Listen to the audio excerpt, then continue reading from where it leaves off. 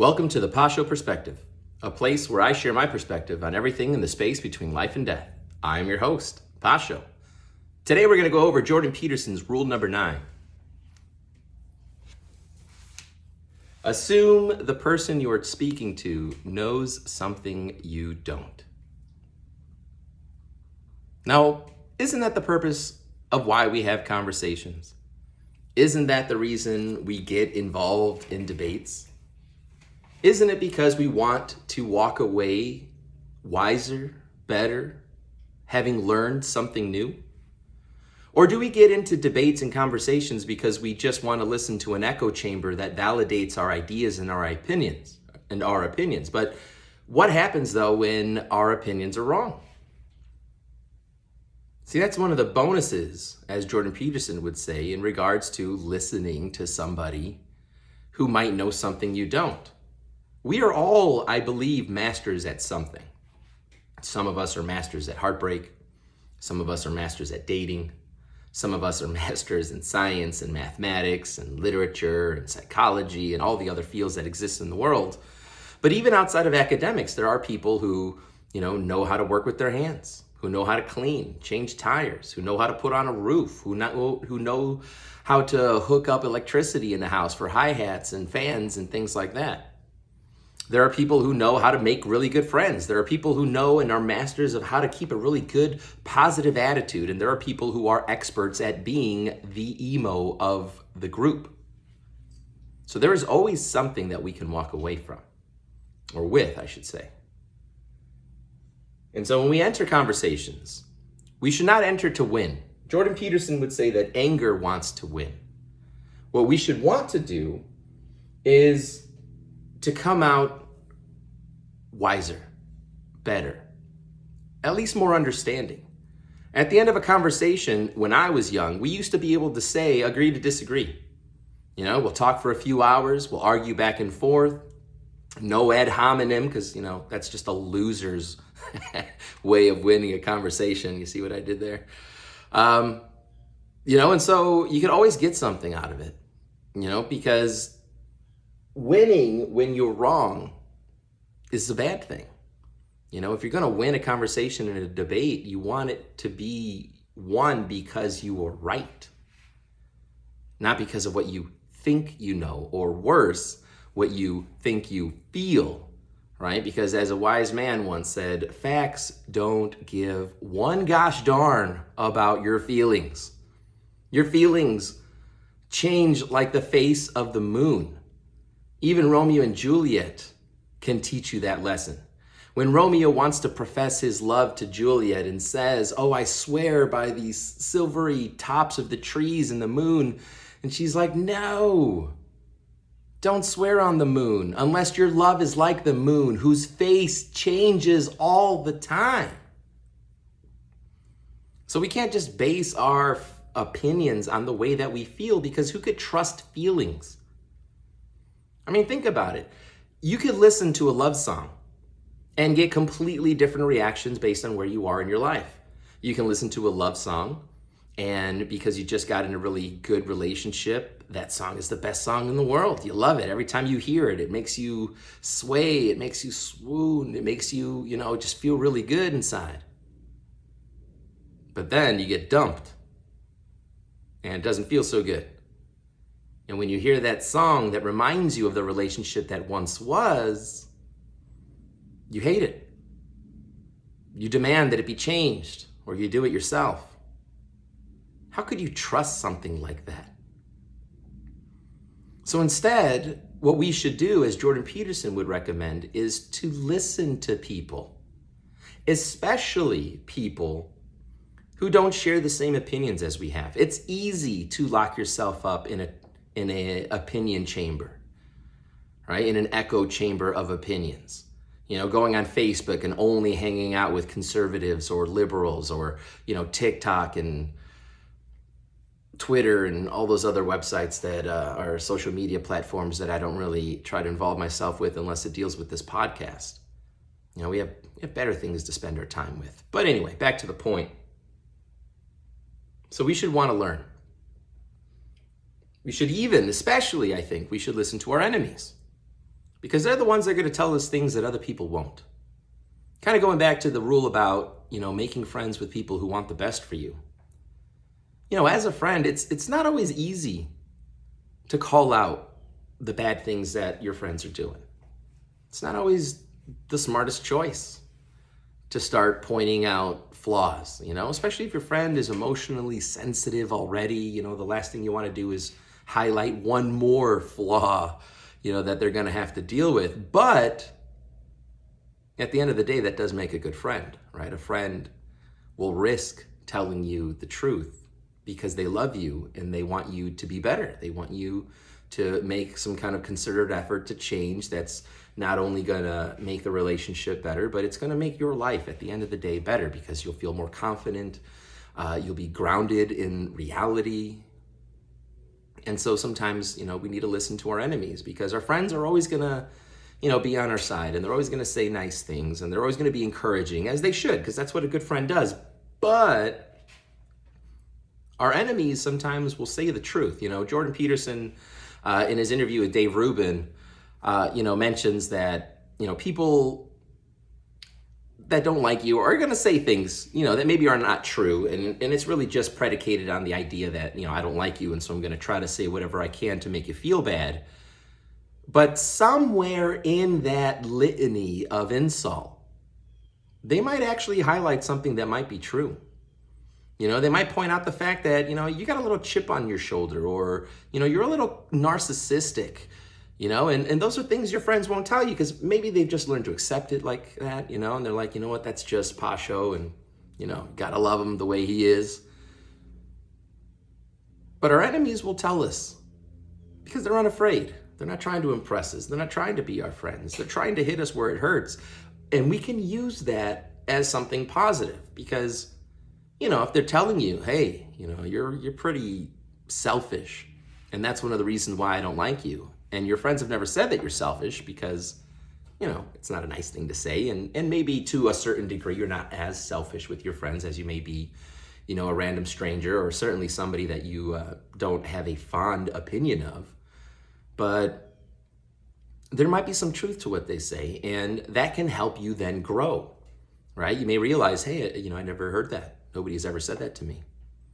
And, now that I've thought about what you said, I think there's some truth to it. And so there's something that I can isolate, and then I can correct it, right? I can say that, yeah, this is a problem, this is a flaw, but it's not set in stone. I can do something about it. For example, when I was in high school, I learned about my sign. I'm a Leo, born in August, and I read that Leos are pretty narcissistic and can be pretty self-centered and, always want to be in the middle of everything and be the center of attention. And, I started looking at myself in high school and I'm like, holy cow, there's some truth to this.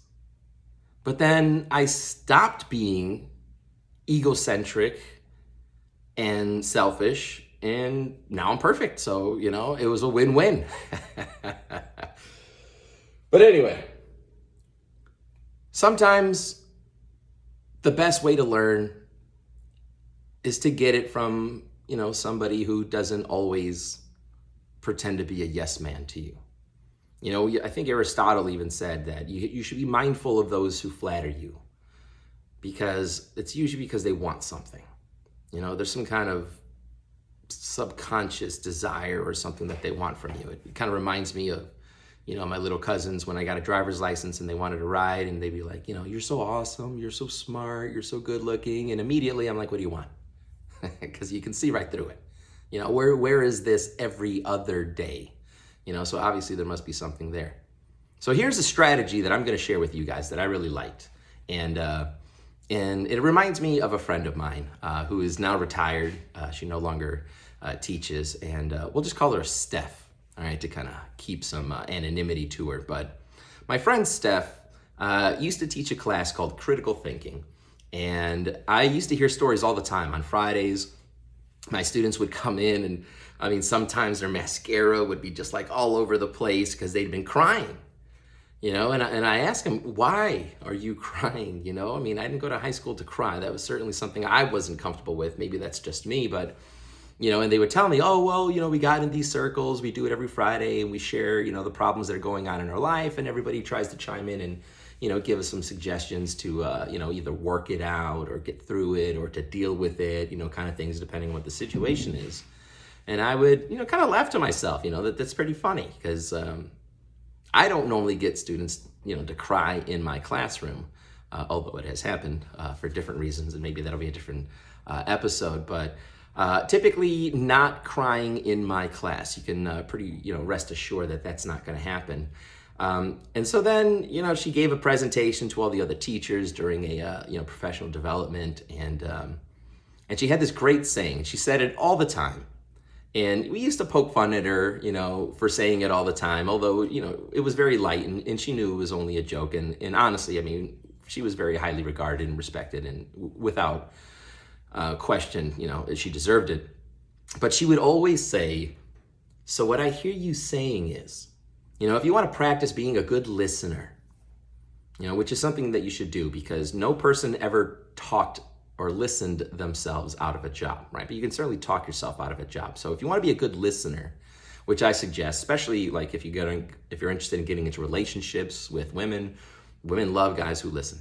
At least that has been my my personal experience, and my wife can certainly attest that that is something that she does enjoy about me as well, that I am a good listener and that I remember things even when she doesn't think I'm listening, and then I'll surprise her a month later with, what she said she wanted, and she'd be like, oh, I didn't know you were listening. And I'm like, got you, right?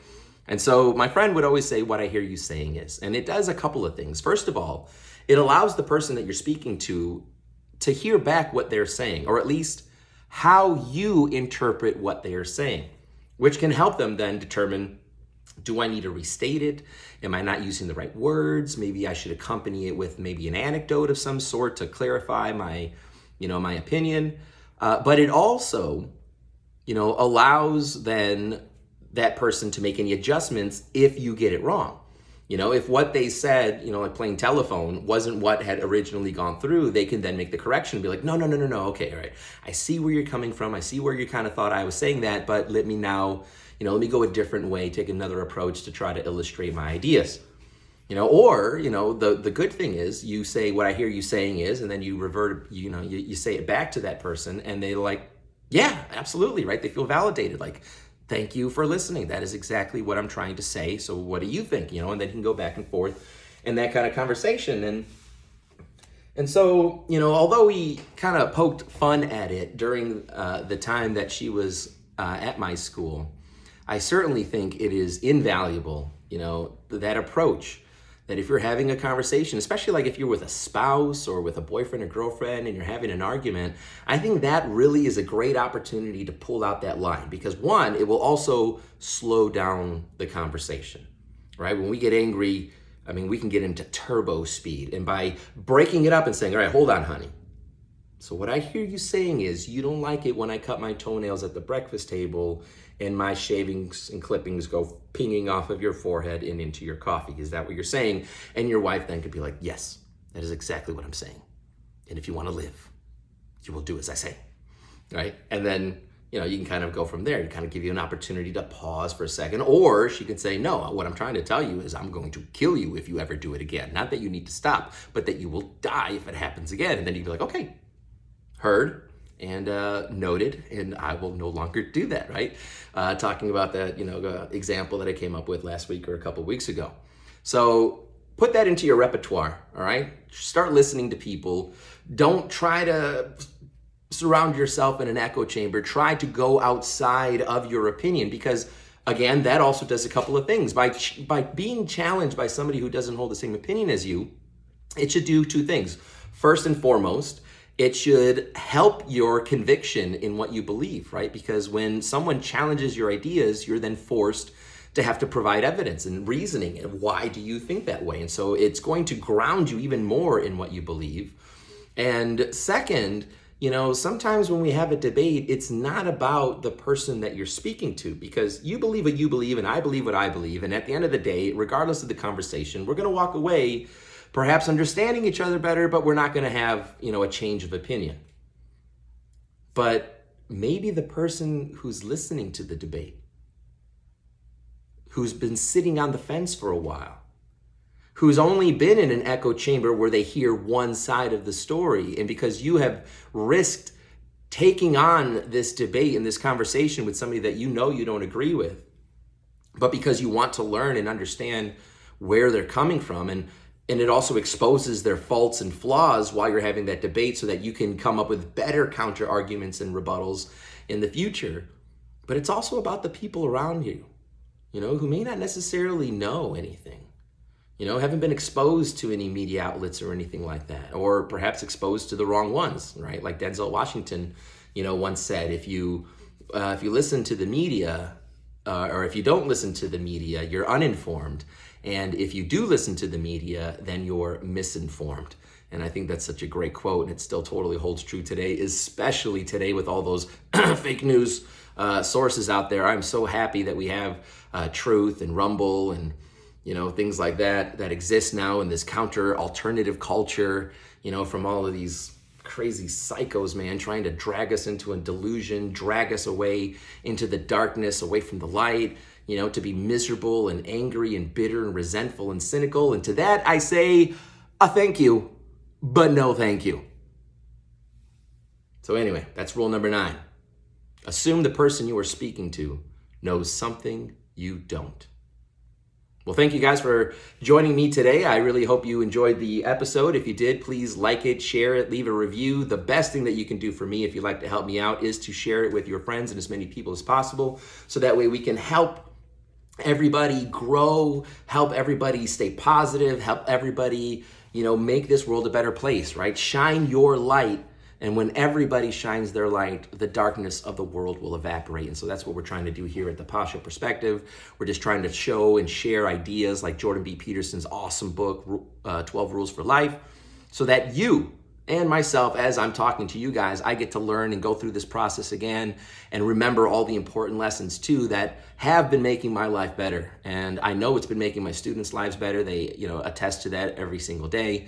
When they tell me, I'm so glad, that you aren't afraid to say these things, that you aren't afraid to speak up, that, you want us to know things instead of just, accepting what you think. You challenge us to Google everything that you say. You force us to look up statistics and opinions and, stories and stuff like that. And so hopefully, in the future, when I start, talking a little bit more, once we're done talking about Jordan Peterson's book, and I start talking about more of my perspective when it comes to politics and life and relationships and things like that, we'll have a common ground, some kind of understanding of what we're trying to do here, right? And how we're trying to make our lives, less anxious, less stressful, more filled with joy, because happiness is just, the result of something positive that we do, but it's temporal and it's over. You graduate, you walk across the stage, you're feeling proud, but then you get off the stage and you're like, all right, I'm bored. How many more people are after me? And what are we going to do after this, right? I mean, yeah, you're happy. I graduated. Yeah. And then the 16th second comes around and you realize, okay, well, what now?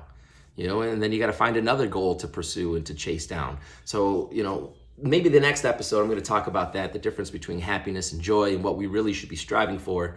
Because one is an amazing soundtrack in the background of your life, and the other one are just little hidden target points that we're going to reach in our life, because we are going to be successful. We're going to be ambitious. We're going to push ourselves to finish in what we started and have an awesome life, guys. All right, so God bless you. If you want to support us, visit us at patreon.com/The Pasha Perspective. If you have any ideas for future episodes, I would love to hear your feedback. I would love to hear what you guys think, even if it's negative, just to know that you're out there. Send me some words, send me some love. But definitely, hit that subscribe button so that I can keep you in the loop with all of the different ideas that I'm coming up with. As the school year goes by, as the news cycle continues, and as the world turns. Until then, I'll talk to you later.